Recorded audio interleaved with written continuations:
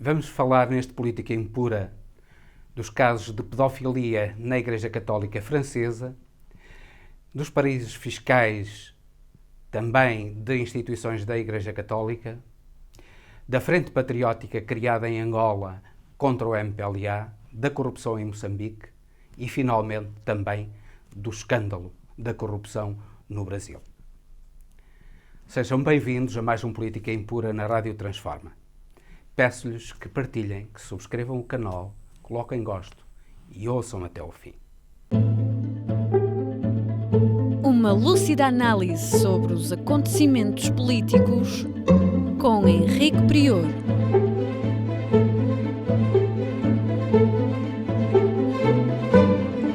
Política Impura na Rádio Transforma. Começaremos por falar da pedofilia na Igreja Católica. Foi revelado um escândalo enorme de pedofilia na Igreja Católica em França. Cerca de 330 mil crianças e jovens violados por padres e leigos ligados à Igreja Católica durante 70 anos. É algo de absolutamente trágico e que o Papa Francisco classificou, e muito bem, como uma grande vergonha da Igreja Católica. É um problema extremamente grave dentro da Igreja Católica que, infelizmente, continua a assentar a sua atividade religiosa nos padres celibatários. Ora, o celibato dos padres já demonstrou ser algo de completamente ultrapassado, porque a realidade humana é algo contrário ao celibato. Se o celibato permite uma dedicação à Igreja, a verdade é que, simultaneamente, também leva a impulsos que levam ao cometimento de crimes dentro da própria Igreja, nomeadamente esses crimes hediondos da pedofilia. Era bom que o Papa Francisco não apenas lamentasse, mas pusesse na ordem do dia, dentro da própria Igreja Católica, a questão do celibato dos padres, que é uma questão tratada há muitos anos, muitos séculos até, com divergências enormes dentro da Igreja Católica, e que foi adotada num período já relativamente tardio da existência da Igreja Católica. Portanto, não é algo de essencial à doutrina católica, mas é algo de instrumental relativamente a essa doutrina. E é pena que a Igreja ainda não se tenha percebido que o celibato dos padres é algo que vai, em grande parte, contra a natureza humana. A natureza humana que, supostamente, na visão católica criada por Deus, é algo que vai contra essa natureza humana, que são os impulsos sexuais, e que leva à satisfação de impulsos sexuais da maneira mais hedionda possível, que é a utilização do sexo, das relações sexuais com crianças que estão ali à mão, que não se podem defender, que não podem acusar, presas fáceis dos padres e de alguns leigos católicos. E a Igreja Católica, com o Papa Francisco, assumiu no mundo uma nova dimensão. Pela primeira vez, a Igreja Católica, desde há muitos anos, se revelou estar ao lado dos desprotegidos da terra. E esse caminho que está a seguir o Papa Francisco, esperamos que a Igreja Católica o siga. Mas só o poderá seguir se não for abandonada por aqueles que creem. Se as suas crenças não forem substituídas por seitas religiosas que utilizam a fraude religiosa para obter riqueza. Nomeadamente as seitas evangélicas que, para além da ganância, estão a destruir o mundo no seu equilíbrio, no que toca à crença naquilo que é essencial, nomeadamente na racionalidade, na ciência e na fraternidade humana, mas estão a encher o mundo de ódio e de sectarismo. A Igreja Católica, felizmente, está livre desse espalhar de ódio e sectarismo, e é importante que a fraternidade que a Igreja Católica prega não seja manchada por casos destes como o da pedofilia. Além da pedofilia, infelizmente, a Igreja Católica tem sido atravessada por escândalos, nomeadamente, sabemos a história do Banco do Vaticano, do Instituto de Obras Religiosas, com fraudes bancárias enormes, e agora revelou-se também que uma Irmandade Cristã, uma organização religiosa fundada, aliás, por um padre mexicano, Maciel, um padre que, curiosamente, abandonou a Igreja Católica, um padre pedófilo que foi condenado para a Igreja Católica, e esse padre acabou por morrer sem sequer aceitar os sacramentos da Igreja Católica, mas fundou uma ordem religiosa. E essa ordem religiosa, a Irmandade de Cristo, verificou-se agora com os Pandora Papers que tem dinheiro em paraísos fiscais, em nome dos seus dirigentes. É absolutamente inacreditável que isso aconteça. É mais um escândalo a abalar a Igreja Católica. E é importante que a Igreja Católica ponha termo a este tipo de escândalos para que desempenhe o seu papel de defensor dos humildes e da fraternidade cristã no mundo. E daqui passamos para Angola. Angola, um dos grandes países da lusofonia, que tem sido governado desde a independência pelo MPLA, que demonstrou não ter, neste momento, legitimidade para governar Angola. Tem legitimidade que lhe foi dada pelas eleições, mas não tem legitimidade pela sua prática de governação. No longo governo de José Eduardo dos Santos, Angola foi um exemplo grave de corrupção.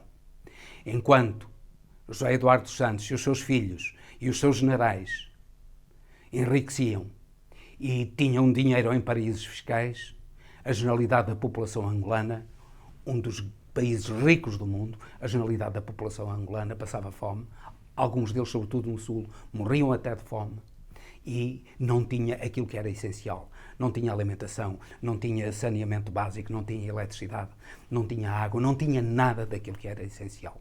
Porque a família dos Santos e os seus protetores e protegidos destruiu Angola numa cleptocracia. O presidente João Lourenço melhorou um pouco a imagem de Angola e a prática cleptocrática do poder angolano, mas o MPLA, que tem governado Angola, continua a mostrar-se como não digno do poder. E ainda bem que houve uma frente patriótica em que a UNITA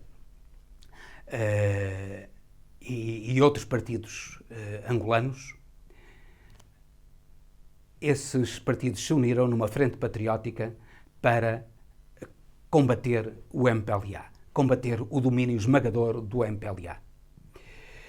Não há garantia de que eles sejam muito melhores que o MPLA, mas pelo menos há a garantia de que o MPLA não se sentirá definitivamente livre para fazer aquilo que entende e de respeitar os cidadãos angolanos e manter Angola num subdesenvolvimento e na miséria da generalidade da sua população. É com bons olhos que devemos olhar esta frente patriótica angolana. Pelo menos, se não servir para mudar completamente o quadro político que tem sido desenvolvido pelo MPLA, quer no que toca à economia, quer no que toca à sociedade, pelo menos servirá um pouco como alternância e para que o MPLA faça a sua própria autocrítica, se purgue e num futuro seja um partido melhor, capaz de defender os direitos dos angolanos, capaz de tornar a vida minimamente digna a essa população angolana tão sofredora. É pena que em Moçambique a oposição não faça o mesmo que sucedeu em Angola. Porque o caso de Moçambique é um caso de corrupção ainda maior do que Angola. Porque a corrupção em Moçambique, particularmente depois da subida ao poder de Armando Guebuza, foi destruidora, altamente destruidora para a economia e para a sociedade moçambicana. Se durante o governo de Joaquim Chissano se teve de confrontar com uma guerra que impediu o crescimento de Angola, impediu o mínimo de distribuição de riqueza dentro da sociedade angolana, finda a guerra interna, pois com o Armando Guebuza e agora com o Filipe Nyusi, Moçambique, que é um país rico, poderia crescer muito e fazer com que a sua população,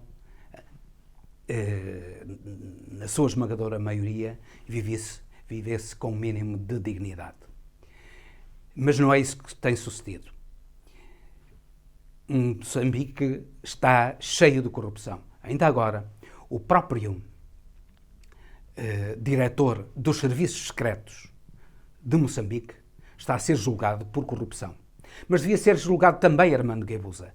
Armando Guebuza, que aprovou empréstimos bancários elevadíssimos ao Credit Suisse, a vários bancos, ao Credit Suisse e a bancos ingleses, para comprar barcos ao estrangeiro.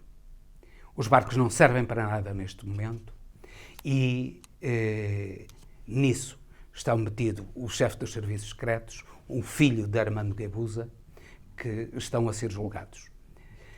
Mas devia estar Armando Guebuza, que como presidente fez com que essa compra de barcos e esse empréstimo de cerca de 2,2 mil milhões de dólares fosse feito e empenhou a sociedade angolana para grande parte do seu futuro. E está a impedir o desenvolvimento da sociedade angolana e o mínimo de justiça. Neste momento, a sociedade moçambicana está a impedir o desenvolvimento da sociedade moçambicana e o mínimo de justiça dentro da sociedade moçambicana. Como Angola, ou mais ainda do que Angola, para além de sofrer de uma guerra que, como já disse aqui, tem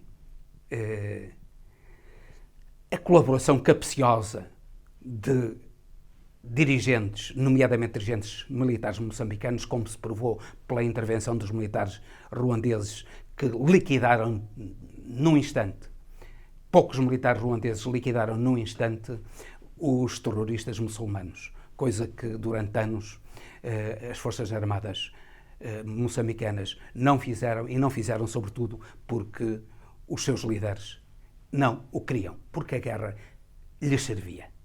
Eles ganhavam com a guerra. E havia muita gente a ganhar com a guerra e com o terrorismo em Moçambique.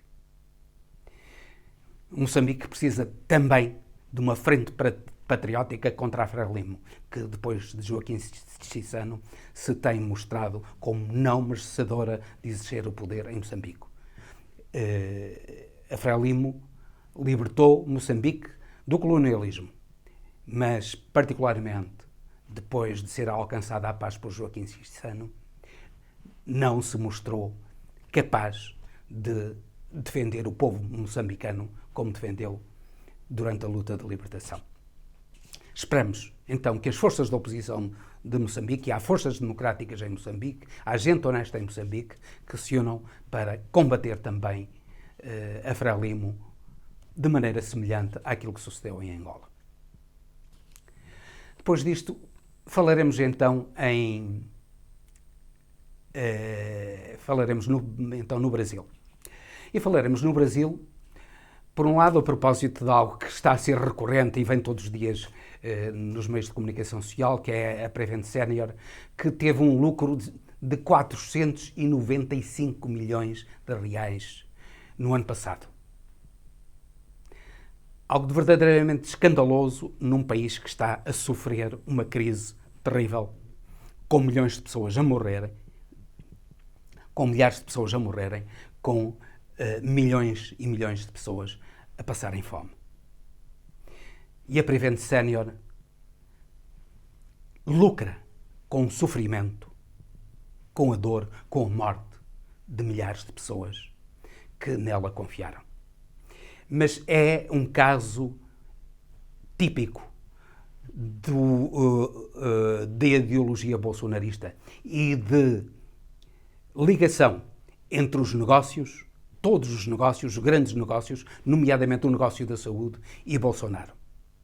Só os grandes negócios, aqueles ávidos de dinheiro e que desprezam a dignidade da vida humana, é que apoiam Bolsonaro, como é o caso da Prevent Senior.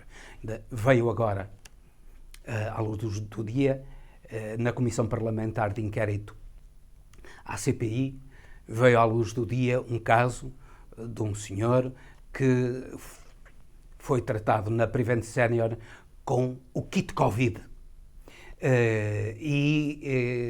Revelou-se, inclusivamente, que a Prevent Senior obrigava os seus doentes a não usarem máscara. E obrigou esse senhor a usar o kit Covid, a tal cloroquina, hidroxicloroquina, preconizada por Bolsonaro. E com o uso do kit Covid, esse senhor estava para morrer. Foi à última da hora que a família contratou um médico fora da Prevent Senior para salvar esse senhor. E esse senhor foi salvo por um médico fora da Prevent Senior, contra a vontade da Prevent Senior. A Prevent Senior mente ao dizer que uma familiar desse senhor tinha consentido, mas essa familiar negou terminantemente que tivesse consentido. A Prevent Senior, aquilo que fez, aquilo que continua a fazer, é aplicar essa mezinha de doidos, que é o kit Covid preconizado por Bolsonaro. Uma mezinha de doidos que, no entanto, dá lucro a alguns. Dá muito lucro a quem no Brasil produz cloroquina e hidroxicloroquina e outros medicamentos usados no kit Covid. E é essa gente que apoia o Bolsonaro e que colocou Bolsonaro no poder. E é por isso que Bolsonaro, que é um ignorante absoluto, mas que, na verdade, acaba por ter o poder no Brasil e acaba por manter ou demitir ministros como quer. E demitiu ministros que eram contra o kit Covid precisamente porque lhe interessava, para numa futura reeleição, ter o apoio dessa gente que produz a cloroquina e a hidroxicloroquina e os medicamentos usados, ou os medicamentos, entre aspas, usados no kit Covid preconizado por Bolsonaro. Como se isso não chegasse, não chega, muito mais grave ainda do que isso, foi a divulgação pelos Pandora Papers, um grupo de investigação jornalística internacional, de que Paulo Guedes, Ministro da Economia, e Roberto Campos Neto, Presidente do Banco do Brasil, tinham milhões e ganharam milhões em paraísos fiscais, nomeadamente com a desvalorização do real. Ora, isso é extremamente grave. O Ministro da Economia, que lança impostos sobre a população, sobre as classes médias, está ele próprio a ganhar com o fogo aos impostos. Que legitimidade tem esse indivíduo para exigir que a classe média brasileira pague impostos? E no momento em que a esmagadora maioria da população brasileira está a passar por uma crise enorme, que não tem dinheiro para comprar o feijão, o arroz e a carne, nem para comprar o gás e a eletricidade, neste momento, Guedes enriquece escandalosamente. E muitos, não é só Guedes, nem só o Roberto Campos Neto, do Banco do Brasil. a generalidade do poder económico brasileiro tem o dinheiro em paraísos fiscais para não pagar impostos no Brasil. Enquanto isso não acabar, e enquanto não se decidir no Brasil que quem tem dinheiro em paraísos fiscais paga impostos, mas impostos mais elevados, impostos a duplicar do que quem tem dinheiro nos bancos nacionais, enquanto isso não se decidir, o Brasil não deixará de ser um país onde a miséria e a injustiça graçam. Bolsonaro é a grande tragédia do Brasil. E é curioso como é que ele se refere ao Brasil como se nada fosse, como se o Brasil estivesse muito bem. Ele tem do lado dele a comunicação social. Repare-se que neste caso dos Pandora Papers, com o escândalo de Paulo Guedes e do Roberto Campos Neto, pois a comunicação social brasileira, nomeadamente o Estadão, por exemplo, não referiram, não puseram nas primeiras páginas uma fotografia bem nítida de Paulo Guedes. Esconderam autenticamente do Brasil esse escândalo criminoso levado a cabo por Paulo Guedes e por Roberto Campos Neto. Esconderam dos brasileiros. É uma comunicação social criminosa, desonesta, que infelizmente mantém o Brasil no subdesenvolvimento, na miséria, na injustiça e que acaba por manter Bolsonaro no poder. Bolsonaro, pretendendo desviar as atenções de uma maneira absolutamente caricata, falou de Portugal. Vejam lá, ele fala de Portugal certamente porque imensos brasileiros estão a fugir do Brasil para virem para Portugal. E ele então atreve-se a criticar Portugal. Diz ele que Portugal está a sofrer a quinta maior crise em 150 anos de história.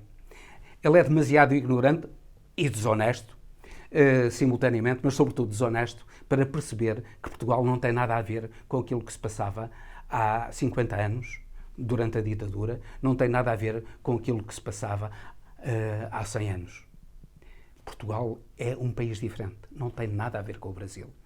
Portugal que não tem nem de longe, nem de perto, a riqueza do Brasil e que não tem as condições que o Brasil tem para ser o país mais rico do mundo, Portugal, no entanto, tem um nível de vida que não tem comparação absolutamente nenhuma com o nível de vida do Brasil. É ridículo que Bolsonaro fale de Portugal como fala.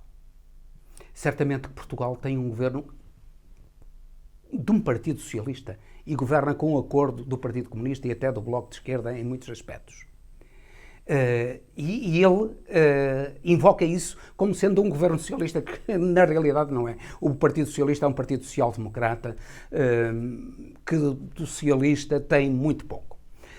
Que é um governo que, apesar de muitas insuficiências, tem permitido que Portugal cresça, Portugal seja um lugar seguro, que Portugal seja um lugar onde as pessoas vivem, do modo geral, com dignidade e, do modo geral, os mais miseráveis são apoiados. Agora, um Brasil em que a generalidade das pessoas não pode comprar o feijão. Reparem, desde que Bolsonaro chegou ao poder, o preço do feijão quase que triplicou. O preço do arroz mais que triplicou. O preço do gás mais que triplicou. O preço da gasolina quase triplicou. Isto é, o preço de bens essenciais triplicou durante os breves 3 anos que Bolsonaro está no poder. E Bolsonaro critica Portugal e invoca um suposto vídeo de uma miúda brasileira que está em Portugal mostrando os supermercados portugueses. Felizmente, nós vamos aos supermercados portugueses e encontramos tudo como não existe nos supermercados brasileiros e encontramos tudo a um preço mais baixo até do que nos supermercados brasileiros, em muitos casos, quando o poder de compra dos portugueses é muitíssimo maior do que o poder de compra dos brasileiros. Bolsonaro não tem pinta de vergonha. É um ignorante e um criminoso. E ele deve ser desmascarado. E esta sua crítica ao Brasil, ou melhor, esta sua crítica a Portugal, só demonstra até que ponto é que ele utiliza subterfúgios para justificar a sua incompetência e para justificar o falhanço completo do seu governo. Esperamos que os brasileiros percebam isso e que no próximo ano, se não for antes, porque ele está chamado agora para ir depor, está chamado pelo ministro Alexandre de Moraes para ir depor, porque há processos de crime já a correr contra ele e ele poderá eventualmente sofrer o impeachment antes de terminar o mandato. Pensamos que isso não irá ocorrer, já há pouco tempo para que isso aconteça, antes de ele terminar o mandato, mas esperamos que o Brasil reflita e se una numa frente democrática contra Bolsonaro, que é para a defesa do próprio Brasil.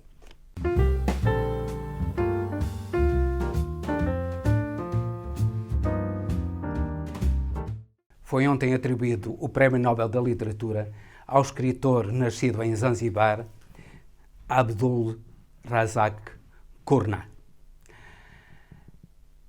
Infelizmente, só há uma obra dele traduzida em Portugal e neste momento essa obra, um romance, está esgotado. É reconhecido como um grande escritor, mas não deixamos de lembrar que há um grande escritor que já deveria ter merecido o Prémio Nobel também. Já no ano passado gostaríamos que fosse outro o vencedor do Prémio Nobel da Literatura, um sírio, Adonis. Este ano, a ser o Prémio Nobel da Literatura atribuído a um romancista, gostaríamos que fosse, e deveria ser muito justamente, atribuído a Salman Rushdie. Salman Rushdie é um homem corajoso, atreveu-se a enfrentar o fundamentalismo islâmico, tem conseguido sobreviver a uma fatwa do Ayatollah Khomeini e continua a produzir uma obra absolutamente notável. Uma das suas últimas obras é este romance, 2 anos, 8 meses e 28 noites, que, no conjunto, nos remetem para as 1001 noites, para os contos, para os famosos contos das 1001 noites, uma das obras cimeiras da literatura universal. É glosando essa obra de uma maneira humorística que Salman Rushdie escreveu este notável romance. Neste momento em que não temos nenhum romance do vencedor do Prémio Nobel da Literatura deste ano, eu aconselho, enquanto não vem um novo romance do Prémio Nobel da Literatura, e certamente que demorará ainda a vir algum tempo, porque são necessárias traduções, nomeadamente, embora possa haver uma reedição de um dos seus romances, mas entretanto haverá traduções e elas demoram algum tempo, enquanto um novo romance ou novos romances do Prémio Nobel da Literatura deste ano não vêm. Aconselho-vos a ler esta obra extraordinária de Salman Rushdie, que merece uma leitura atenta e apaixonada. E com isto termino, despedindo-me com amizade até ao próximo Política Impura, pedindo-lhes que subscrevam o canal, coloquem gosto e partilhem este programa.